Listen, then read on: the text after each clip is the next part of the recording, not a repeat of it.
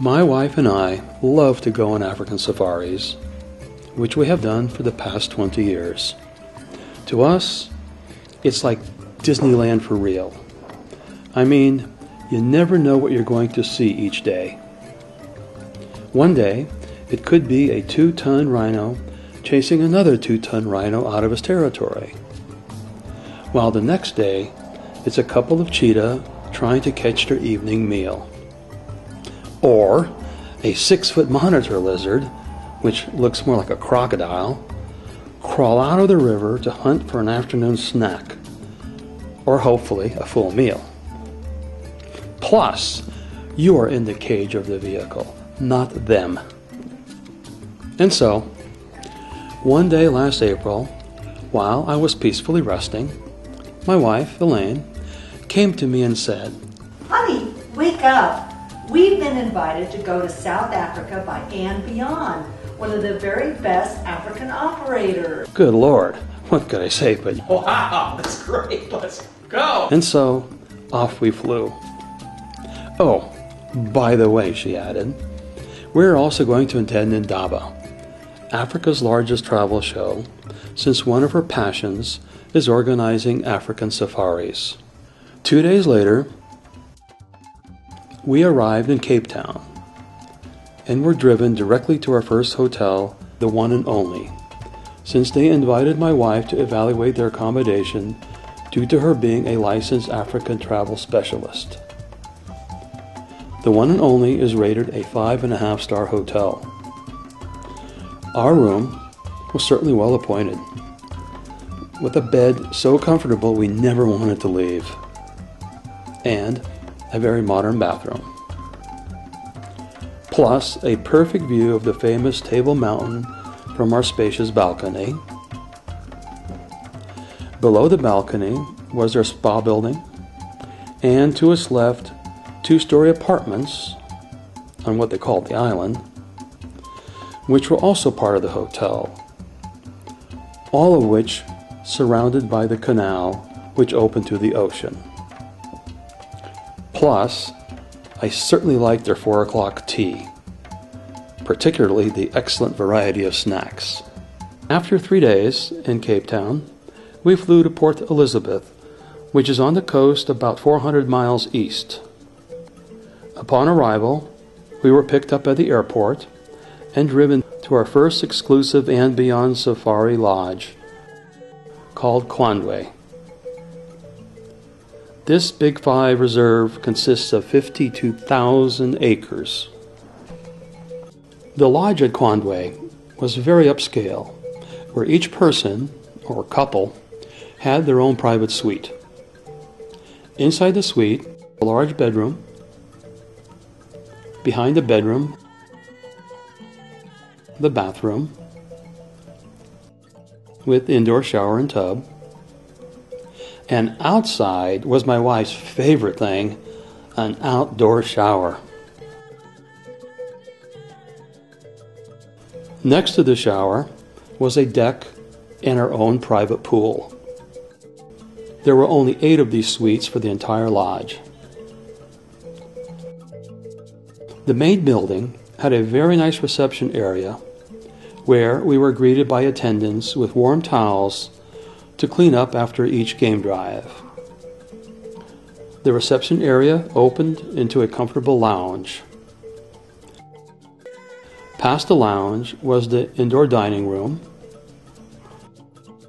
which opened to the outdoor dining area. Each day, we were taken on a morning and afternoon game drive by our licensed game ranger and spotter.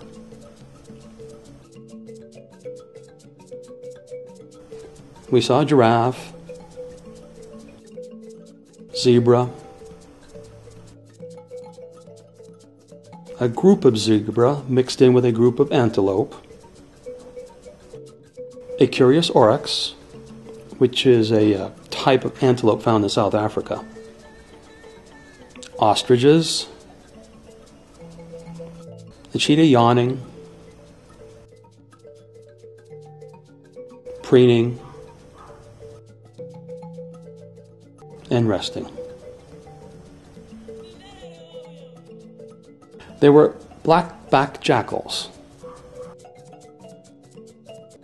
I got a good night shot of a porcupine. Lions walking, resting, or a strange habit of rolling around in someone's dung.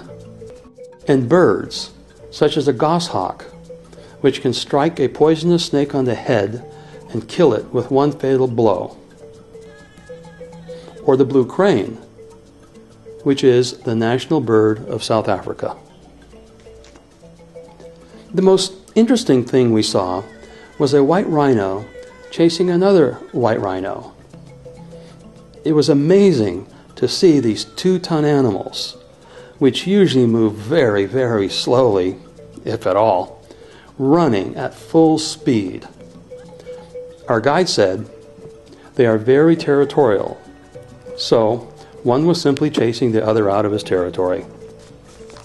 In the afternoon, we would stop for sundowners, which are evening cocktails and snacks served in the open at sundown. And so, after 3 days of trying to keep up with my wife at Indaba, we were driven 100 miles north of Durban to another one of and Beyond's exclusive game reserves called Phinda. Phinda Private Game Reserve is and Beyond's first game reserve in South Africa and was the first reserve dedicated to rhino preservation. It turned out to be even larger than Conway, totaling over 56,000 acres with 4 different safari lodges.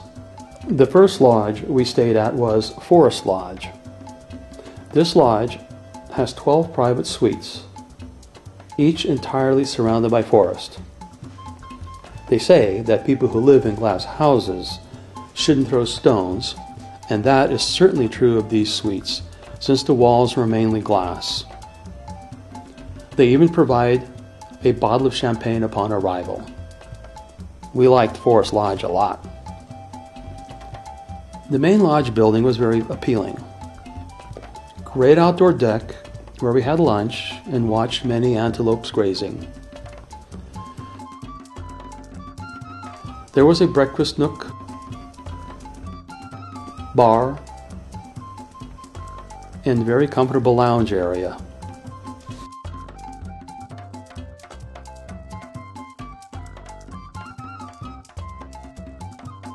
Along with a large pool for guests. In this Big Five reserve, the game viewing was amazing. There were many elephant. We saw a large group in the early evening at one of the watering reservoirs having their evening drink. In fact, they drink an average of 50 gallons of water per day. In addition, we saw lots of cheetah, curious warthogs, and nyala, which are spiraled horned, dense forest antelope that are uncomfortable in open spaces. There were also white rhino in a more typical mode of eating and not moving around much, although there was some play going on between 2 teenagers. The reserve had an amazing amount of giraffe. Giraffe eating leaves from extremely thorny acacia trees and plants, since their tongue and lips have adapted to withstand the vicious thorns.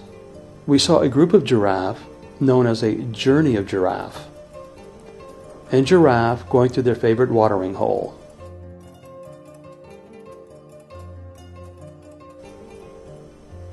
Or a young giraffe just having fun.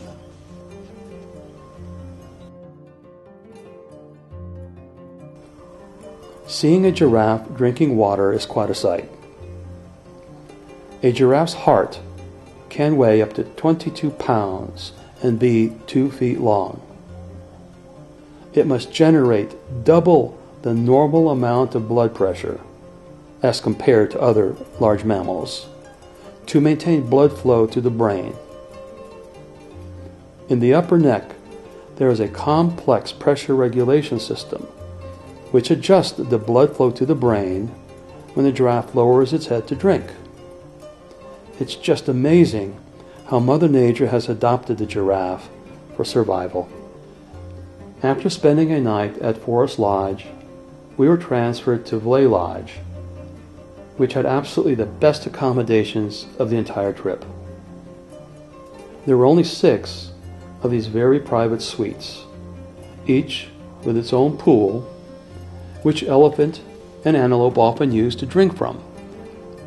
Unfortunately, none came by when we were there.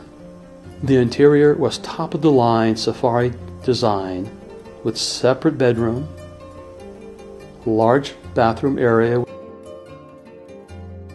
with tub and shower, having a panoramic view of the vista in front of the suite.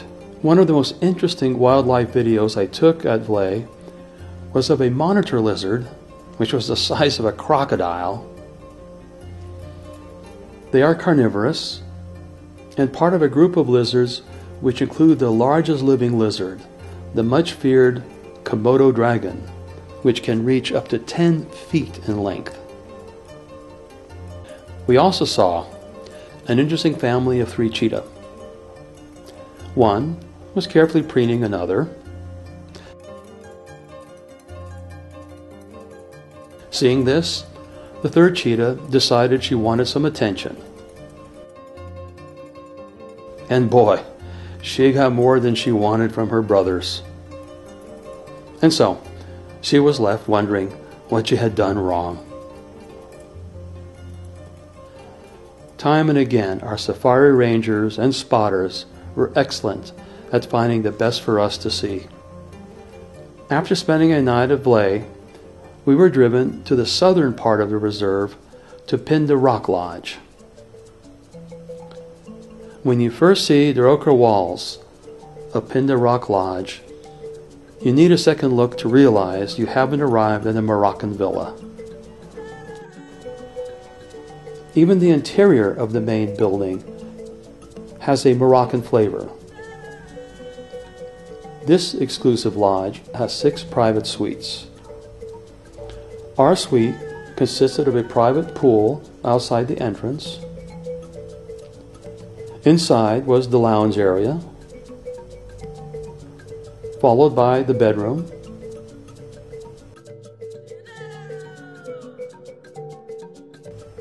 then the bathroom,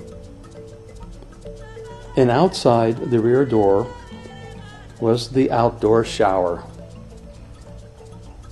with a unique design of a tree growing in the middle, something one does not see very often.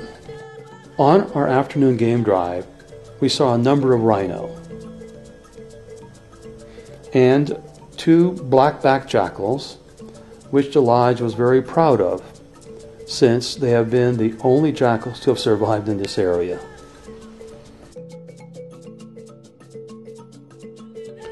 We also came upon several cheetah who were near a group of wildebeest. After thinking about it for a while, 2 of the cheetah decided to try to catch their evening meal, but unfortunately had no luck in catching any of them. Well, as they say, all good things must come to an end. So here is my wife Elaine waving goodbye as we were getting ready to board our private plane that flew us to Richards Bay. From there, South African Airways flew us to Johannesburg and then back to America. Whether you are a young or an active senior, going on an African safari is a great experience with wonderful meals, excellent accommodation, and professional guides to ensure your safety and best game viewing. It is an experience of a lifetime which should not be missed. Call this number to learn more about our South African experience.